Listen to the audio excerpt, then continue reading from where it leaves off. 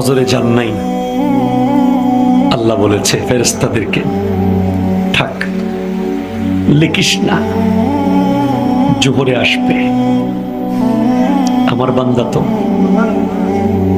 আল্লাহ পানি বন্ধ করে দেব, না না না, আমার বান্দা। খানা বন্ধ করে দেব, না না না, আমার বান্দা। আমি না গাফফার, আমি আল্লাহ না ক্ষমাকারী।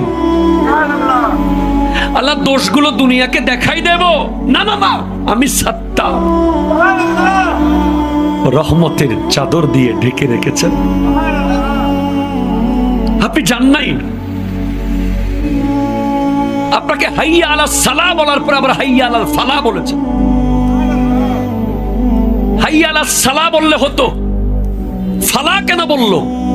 আরে তোর লাভের জন্য আয়।